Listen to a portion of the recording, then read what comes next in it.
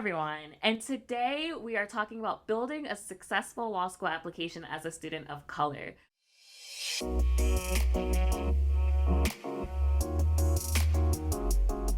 For those of you who don't know, my name is Sydney Montgomery. I am the executive director and founder of Barrier Breakers, a nonprofit that's dedicated to increasing access and success in higher education for BIPOC and other marginalized students. And we are so excited today to be joined by Yolanda Ingram, who is the director of Access to Law School Education Programs, Admissions, and Financial Aid at Penn Carey Law. After completing her Bachelor of Arts in English, Yolanda attended Washburn University School of Law as a first-generation law student. She began her career at a mid-sized law firm and eventually became a professor at Temple University. Her journey led her to her current role, supporting underrepresented students in applying to law school, and we're so thrilled that Yolanda is also a member of the Barrier Breakers board, helping us as we help to increase access and representation to students as they're pursuing their legal careers. So Yolanda, welcome. We are so excited to have you. Well, thank you for having me. And I always start my introductions with letting people know that I'm first generation college grad and first generation law student. I'm very a law grad. I'm very first gen and proud. I honestly wear that as a badge of honor because it is really challenging to go down a path without guidance and no one else has been there before you. And sometimes you don't even know the questions to ask. After I finished law school, I did practice for a couple of years. Then I decided I wanted to teach. So I taught legal research and writing here in Philly, where I have ended up again in Philadelphia, although my career journey has taken me quite a few places over the years, different regions, different states. I went back to Kansas City, Missouri, and actually clerked for a judge. Then decided I didn't want to practice law anymore, but I still wanted to use my legal education. So I worked for a legal publishing company, and that position took me to New Orleans and then eventually to Memphis, Tennessee. But eventually I transitioned into a role in higher ed, specifically law school education as a dean of students. But in that role, I also wore the hat of director of the state of Tennessee's only alternative admissions program. So it was an access program. Did that for a decade. And that is like the work that I love, the work that I'm passionate about, helping people realize their dream of becoming a lawyer, especially people who have been historically excluded from the profession. After a decade at Memphis Law, I went back to my alma mater law school, which was Washburn University in Topeka, Kansas. Shout out to Washburn. Shout out to the Ichabods. And spent a couple of years there as dean of admissions full time. Then decided I wanted to go back into student affairs because as much fun as it is to help students get into law school, I know it's not just getting in admissions, it's also what happens the 3 years while they're there and after they graduate. I just saw the phrase recently and I'm going to steal it, admission to admission. So from admission to law school to admission to the bar. I And I like was that. like, yeah, it's so much better than the phrase that we used to use, which was something like cradle to grave or something. And I've heard other people say like from BA to JD, but you got to realize it's not just getting your law degree; it's really licensure if that's your ultimate goal. So fast forward, I took a position as dean of students at a law school in Pennsylvania, in central Pennsylvania. Stayed there for 5 years, relocated to Philadelphia, began teaching again, and at that point, I was teaching bar prep because, like I said, licensure, I was realizing was an issue as well. So for attorneys of color in particular, now I am back on the admission side, but not just on the admission side. I'm actually working in equity and inclusion as well in my current role. That was probably a much more long-winded background that you wanted to hear, but No, it was really, really great. And there's so much there that we can dig into. But I actually want to start at the very beginning. You talked about being first gen and how first gen is a badge. And I think that's so important because so many students, I think, are a little bit ashamed of being first gen or not really knowing what they don't know. So I wanted to ask you, what's one thing that you wish you had known before you started law school, before you started your entire career in legal access? oh gosh, I have to narrow it down to one thing, huh? Yeah, that probably could fill up a book. But I think probably the first thing would be actually seek help like from others. Like I was very, I can do it all myself. I can figure it out on my own. And I think people who are first generation students tend to be that way. A lot of us, we come from working class, blue collar families, hard work, we're taught work ethic.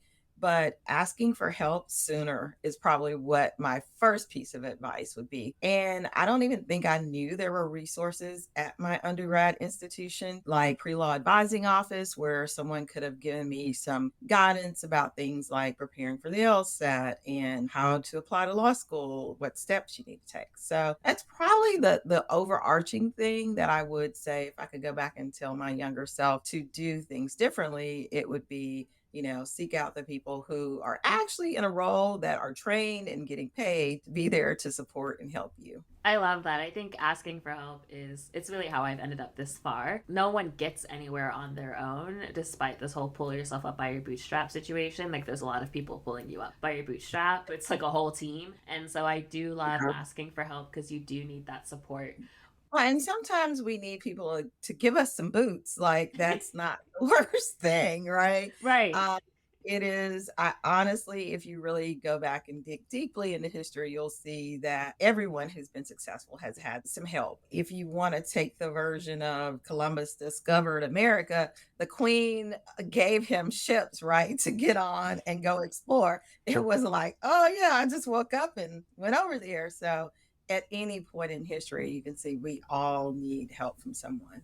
Absolutely. I want to talk a little bit about the way that you help because your role at Penn is a unique one. I think we've talked about the fact that there really isn't another role like yours out there. So, talk to us a little bit about the uniqueness of your role and why it's so important for you to focus on access when it comes to law school admissions. Yeah, so I definitely would love to do that. Huge kudos to Penn Carey Law for thinking and for being trailblazers and creating a role like mine. So, my role specifically, I'm housed in the admissions office, but I collaborate very closely with our equity and inclusion office and joke with them that you guys do the talking part, but I do the walking part. I put legs to what you envision. And what I mean by that specifically is really I develop and design and then direct pathway programs, and we're trying to get away from the pipeline terminology, but if you've heard pipeline, it's the same thing. We're really trying to give people that leg up and that insight into how to prepare for law school early on, give them that exposure, give them tools, and really make sure that they are not playing catch up in the admissions process. So in a nutshell, that's basically what I do.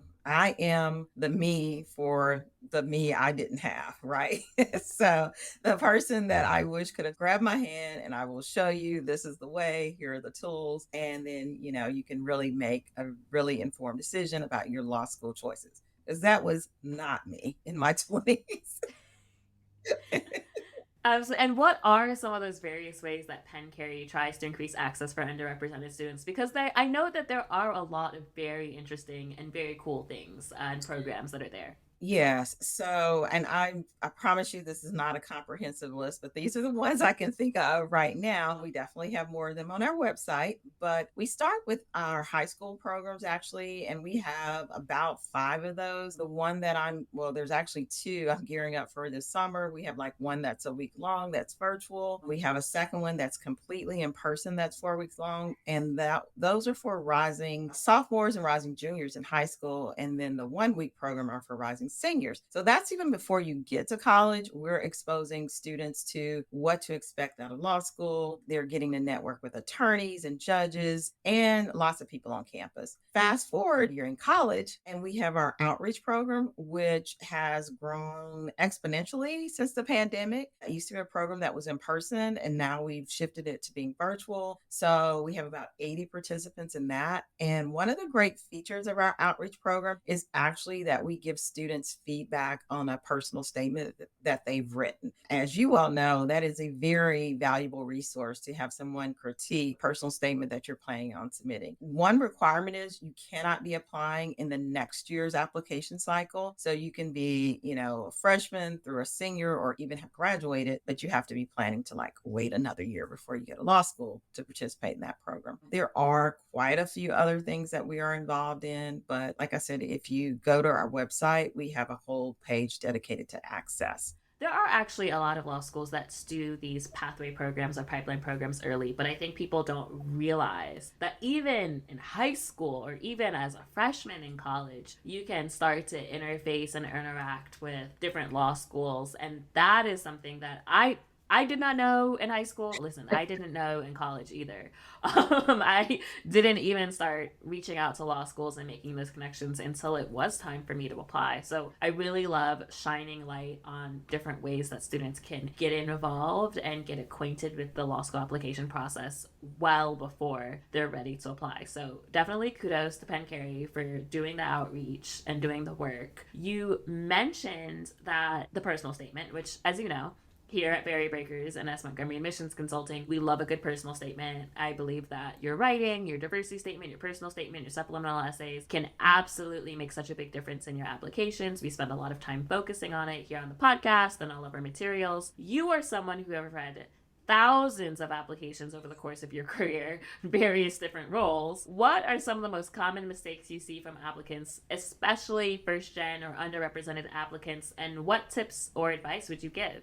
Yes, that is such a great question. I get that question a lot whenever I'm on panels or presenting to small groups of students, like, how do you write a great personal statement? And I always tell people that is really going to depend on you, right? Like that is you each personal statement is as unique as you are. But there are some things that you should definitely avoid, some pitfalls and mistakes that I warn people about. So it's easier to tell you what not to do versus like exactly what you should write. The really bad mistake that I see a lot of people make, and it's one that kind of just shows carelessness, is really writing the wrong law school name. So you're applying to law school A, but you say, I really want to attend law school X or Y or Z as opposed to law school A in your personal statement. So don't do that one. So that's an easy one. But the other one also, people have to realize, or applicants have to realize, I should say, that the application for law school, it's like a packet, right? So we're reading everything on our end simultaneously. Like you might put it together yourself at different points, but you really want to tell a story, not just in your personal statement, but with everything you're submitting. If you're going to submit optional essays, addenda, if you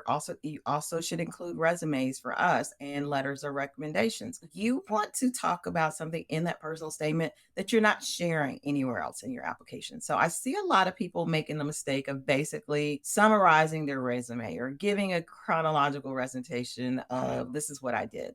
And that typically is not what we're looking for. That's not what readers are looking for. We are using that as a way to get to know you. And what you want to think of it as, because most law schools, few of them do, but most of them don't, do interviews, right? So this is your interview on paper. I can't think of a better way to describe it. Maybe a more updated term might be it's your marketing tool or your marketing piece. So you're selling yourself. This is your opportunity to put all the wonderful things about you, put your best foot forward in your personal statement. The worst thing I hate to see is someone starts off their personal statement talking about a bad semester they had in law school or something. That belongs in a separate document. You want to talk about that in an addenda or addendum. Just make sure you're putting forth all the great positives about you and why you would be a good fit for that law school community in your personal statement. Last thing, and then because the English major in me will not let me not say this part. Well, maybe there's two more things.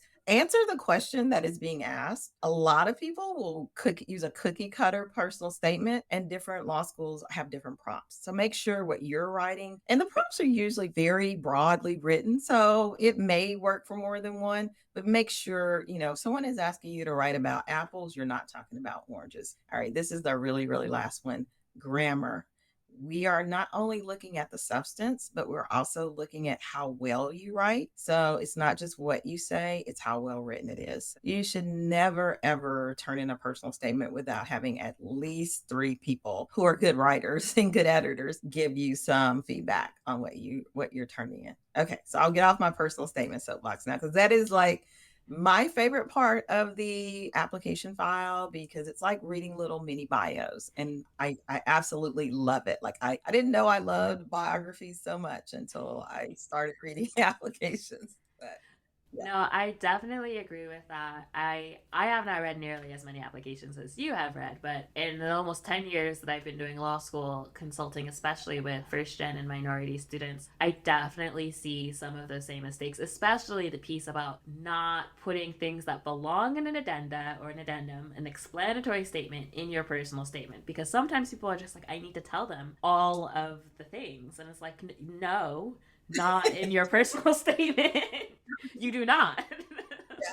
But also, I think people can swing the pendulum too far and not actually be who they are. Like Mm-hmm. you want your true self and your personality to come through, but I always say your best self, like who you are on your best day in that personal statement, right? Just like if you were going into an in-person interview, right? You're not going to come in there and like, oh, even if your car broke down on the way to the interview, you're not going to talk about that in the interview. Yeah. So don't do it in your personal statement. I love that analogy. So yeah, I'm not gonna be like, well, actually, I woke up late because I always wake up late. Like it might be true, but you don't need to know that right now. Not need to discuss that in the interview. That's such good advice. It's such good advice. I want to talk a little bit too, and I like what you said about the prompts, and especially because Penn Carey has supplemental essays that not all law schools have. I personally love supplemental essays because the more opportunities you can show who you are, the better. Right? I mean, your personal statement's like 2 pages, university statement's like 1 page, but if you get an additional page or two for a supplemental essay, I know most people are like, more writing, but I'm like, yes, more opportunities to showcase who you are. Yeah. Um, So that page limit is a must, but it's also something that's difficult for me. I love to write. I will say this one caveat: they are optional, so they're not required, right? So you can not do any of them, or you can do all 5 of ours, and you still have just as great a chance of getting into law school. But if you have something to say, particularly since the audience we're addressing today are students of color, and you have the opportunity to write in a diversity statement, you need to talk about what diversity you're going to bring to that law school. Talk about your background from that lens. And interestingly enough, growing up, where I grew up was actually a majority African American county. I grew up in Mississippi, deep South. And so growing up, I never felt like a minority, but going into the law school space, especially going to law school in the Midwest in Kansas, I definitely was bringing some diversity to that law school, bringing some diversity to Topeka, bringing some diversity to the state. So I'll keep that in mind. And I think as we're all anxiously awaiting to see what the Supreme Court's going to do with the case that's before them now on affirmative action, those components of your application are going to be even more critical and more important so that we can see all the things that you've experienced, your lived experience. It's really just about sharing your lived experience. A lot of times, it's really not necessarily about race. We don't define diversity narrowly here, we define it very broadly. We're looking to enroll a class at any law school, a diverse group of people. Every class has their own personality, which I think is so cool. That is really cool. I love that. Also, really like it when people bring in different parts of themselves. I love a good intersectional diversity statement because I think intersectionality is one of the things that make us the most unique. Sometimes students are like, well, I'm black, and so is the next person, and so is the next person. And I'm like, okay, cool. But your lived experience is still different from the next person, is still different from the next person because you're not just one thing. Like, we're all kind of a mix of all of our identities. And so I think that's really cool. Absolutely. Our country has a lot of cultural differences. Like I never used public transportation growing up. And, I've seen great personal statements written about someone who had an hour-long commute every day in high school because, they were going to school in the suburbs or, outside the city. Those things are fascinating, even though to you, as the person who lived them, you're like, oh yeah, that's just my life. Well, Right. tell us about your life. I am interested to get to know you.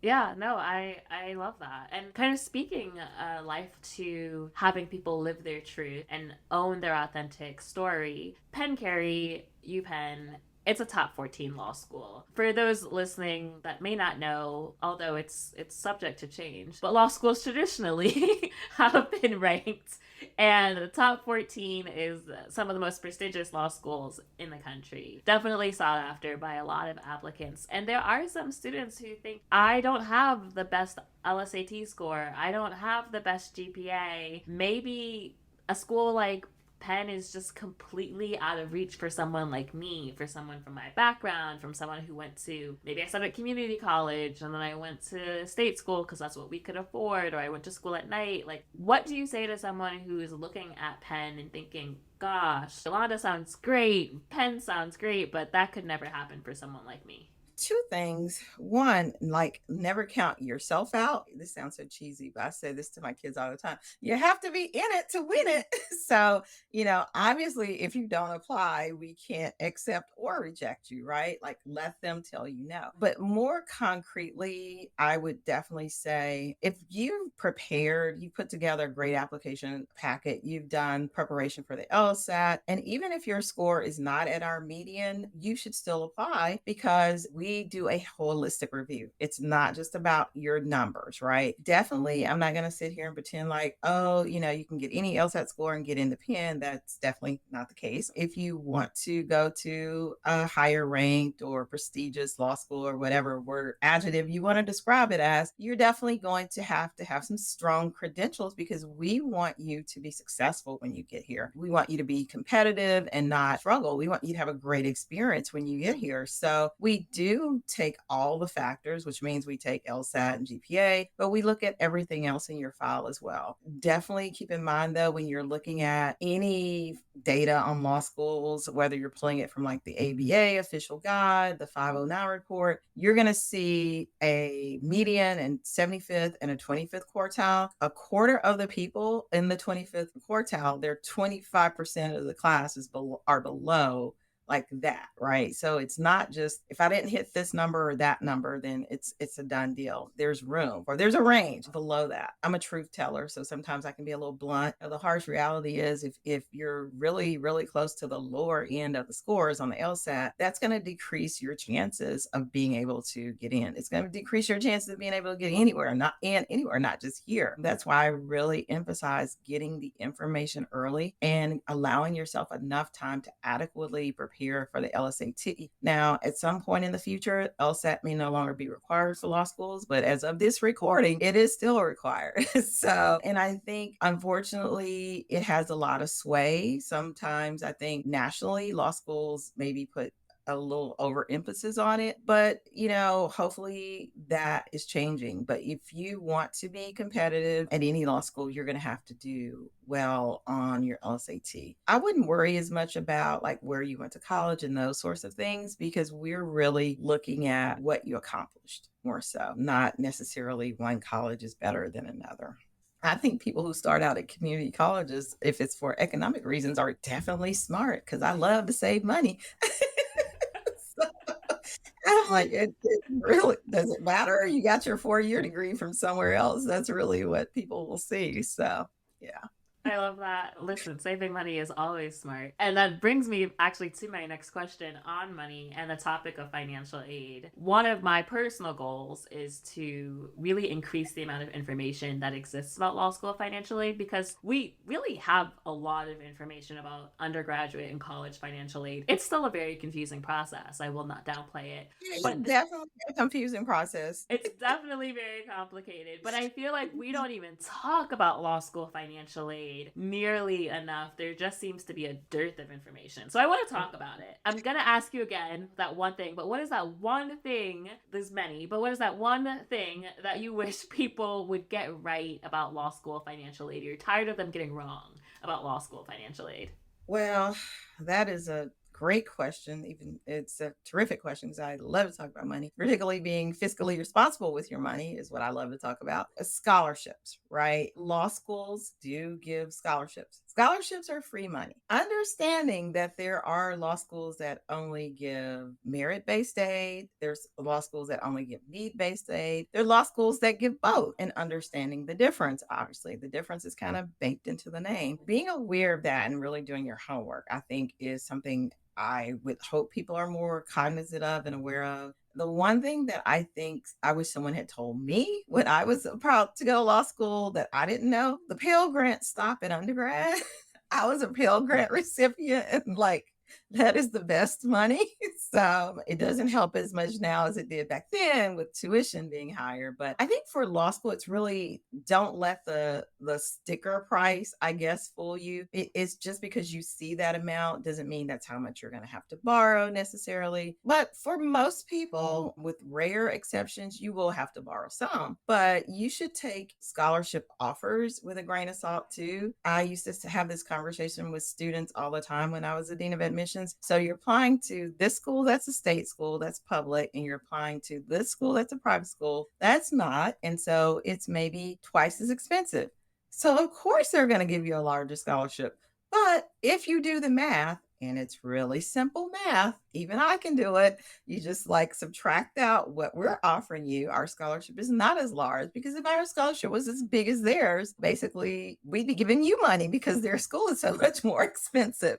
And it definitely doesn't work like that. So it kind of goes back to my analogy about comparing apples and oranges. And you need to be comparing apples to apples in this case, right? What is that bottom line? Don't just look at like, oh, I got awarded so many scholarships. There are also outside scholarships for law if you do some digging and do some research and ask around. And it goes back to that asking for help thing. Every law school has someone in their building as a part of their team that is an expert in this. And so reaching out and saying, can you explain this to me and break it down in really simple terms? I think don't be embarrassed to do that. They are there to help you. Ask those questions. Ask the hard questions, right? Another thing that used to happen a lot, and I think it happens a lot less frequently now with law school, is scholarships used to be renewable based on like a certain GPA. And if you didn't maintain that GPA, you could lose your scholarship. I think that's really frowned upon now, but I'm sure it still exists in some places. But if you know you need to have a 275 to keep your scholarship, you need to know that going into it. So read the fine print. And if,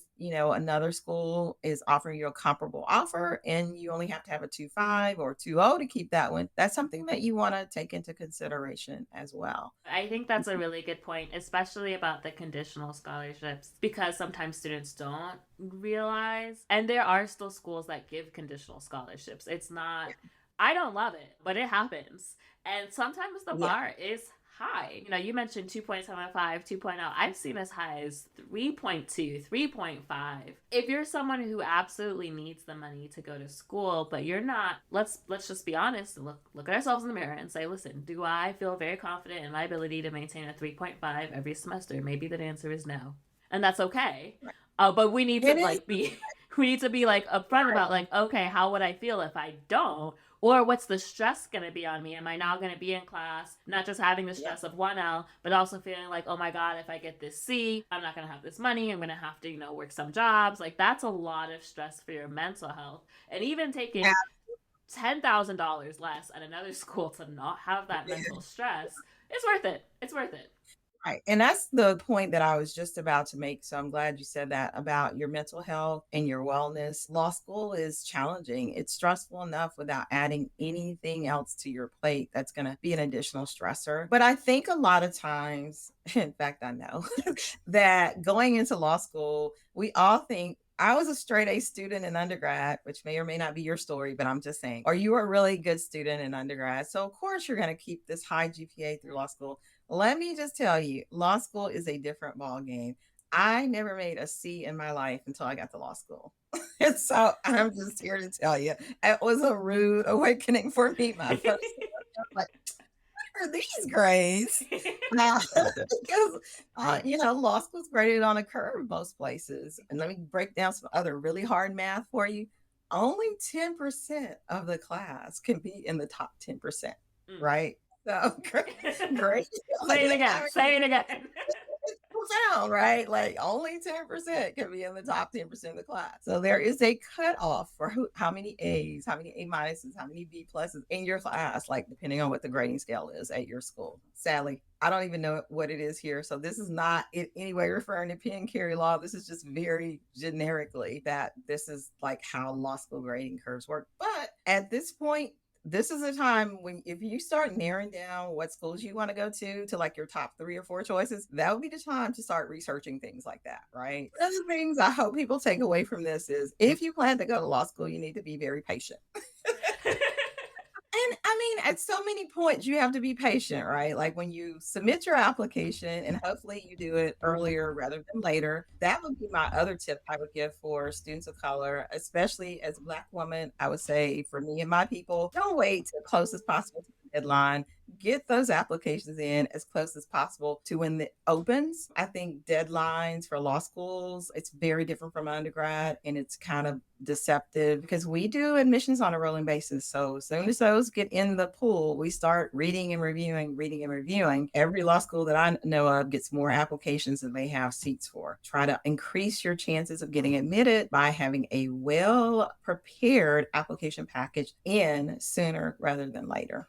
So Absolutely. And I love that because we try to have our applicants that we work with submit in the fall. We're not as draconian as if it's not September, just wait. Like, no. But we do think that, especially if you're applying below the median GPA or LSAT score, the fall before Thanksgiving. before January, yes. I have one more question on financial aid because I think it's an important topic, especially this time of year. What are your advice or pieces of advice for students as they're trying to negotiate their scholarships? I know we've talked about comparing apples and apples and not oranges and oranges, but the entire process, I'm a big fan of being polite, kind, and courteous, but the entire process of going about negotiating the scholarship, trying to get more money, if you will, from a school after you've been admitted, what are your thoughts about that or pieces of advice that you have?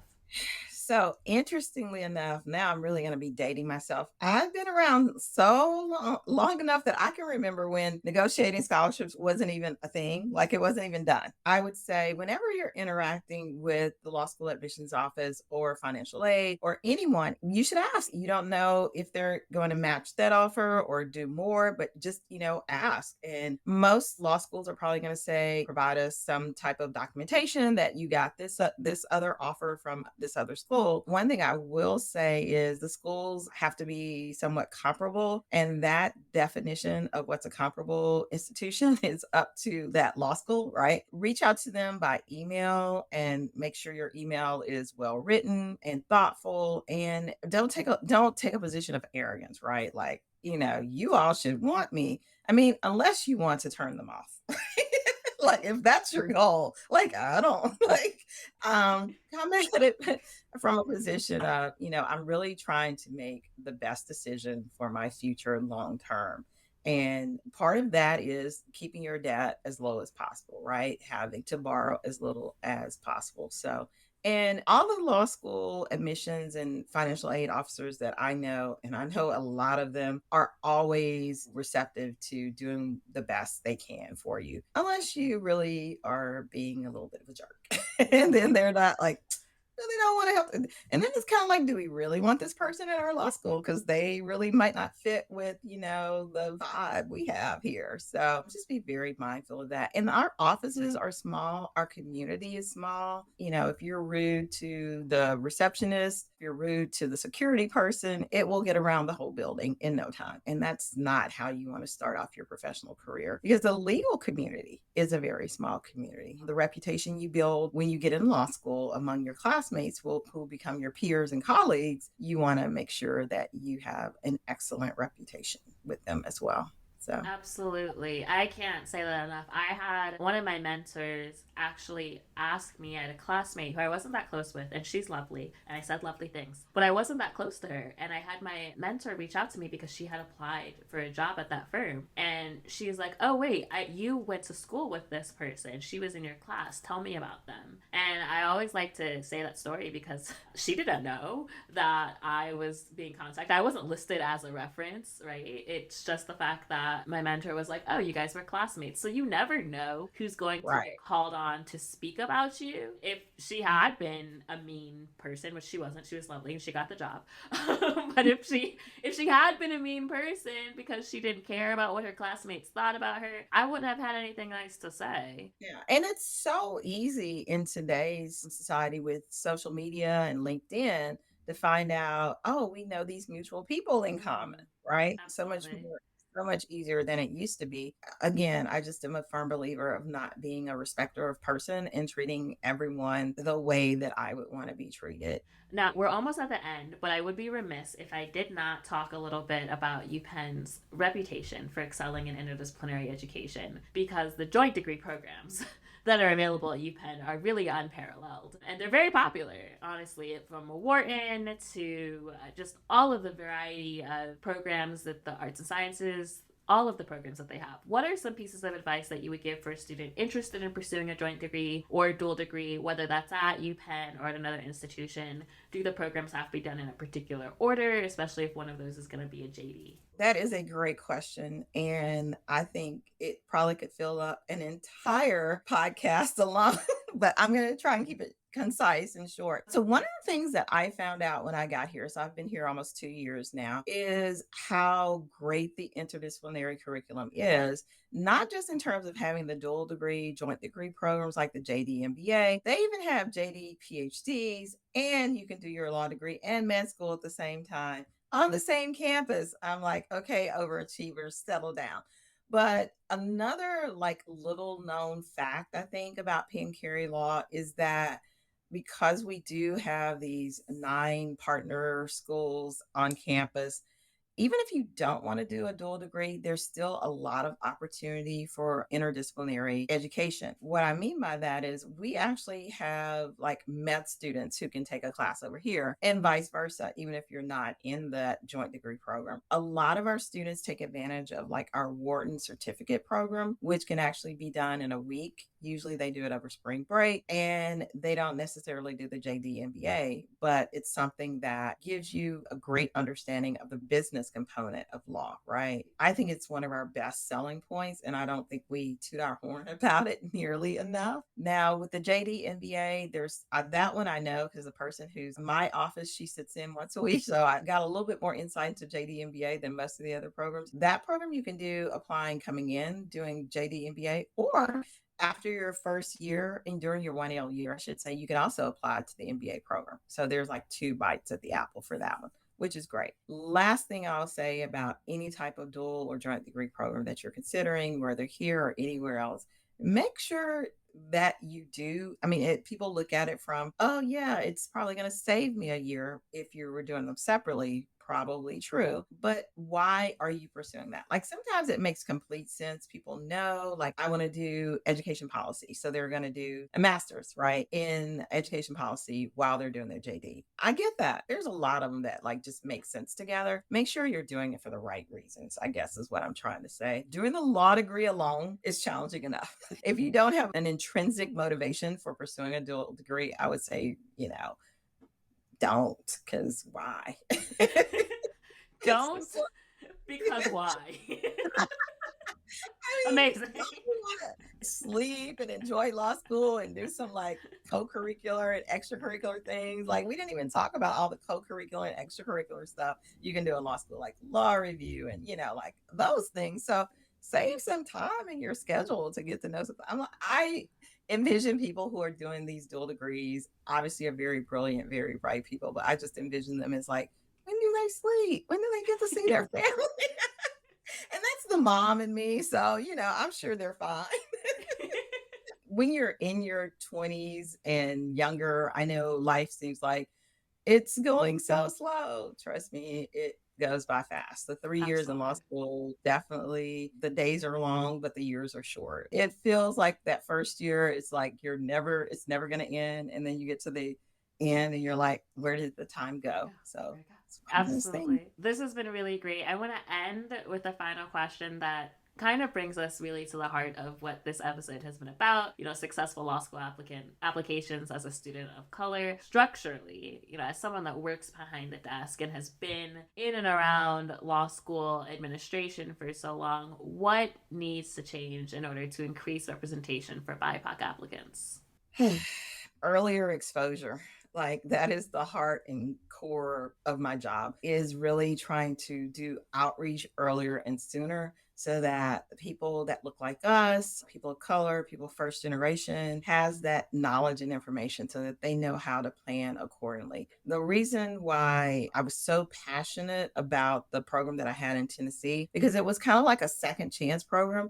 It was for people who had maybe like messed up really bad their freshman year, so their GPA wasn't that great, or really struggled with the LSAT, but they could prove themselves and do admissions by performance and still get into law school. Students who went through that program today are walking around as partners at law firms. One's on the federal circuit bench. I mean, so the numbers don't tell the whole story. And I think a lot of times students of color, particularly Black and brown students, see like what's predicted or the average for us on the LSAT, and that gets to be very discouraging. But those numbers don't define you. You can overcome those odds, and there's like programs out there that can help you. And a lot of times we'll be like, well, I can't really afford LSAT prep. Find some programs out there that offer that and get what you need to get where you need to go. Because if I always tell people when I'm recruiting, I said a lot of times, if I could do it coming where I'm from, like one of the worst educational systems in the country, and my mom was a teen mom, you can do it. You can do it. There's so much more information and access out there now. There's Khan Academy, which is free LSAT prep. Use those resources. I didn't have that. The LSAT is a real barrier. It's a barrier for a lot of reasons, but it's not an insurmountable hurdle. And if you don't do anything else to prepare before you start taking LSAT prep, one thing I would highly recommend is spending more time reading like actual books, like really reading a lot. I look back at the key to my academic success and doing well on standardized tests, and it really goes back to I was an avid, voracious reader. Yolanda, thank you so much for this interview. Listen, it's always a gift and a pleasure when I get to spend time discussing things with you, and I know that for our listeners it's the same. For you to take the time out to share your wisdom across a variety of areas is honestly such a blessing, and so we're so thankful that you were here. We hope to have you back in the future, but just thank you for all that you do for applicants of color. Oh, right back at you. Likewise. Thank you, Sydney. It's been my pleasure, and you do amazing work, and keep being you, and keep helping people. It's wonderful. Thanks. I will try. So guys, thank you so much for listening. Remember, if you like this episode, make sure that you like and follow, subscribe, rate and review if you're listening to the podcast. If you have questions, you can always submit them to bit.ly/breakintolawschool. We'd love to answer them for you on the podcast. Share this with a friend. Sharing is caring, and we will see you soon.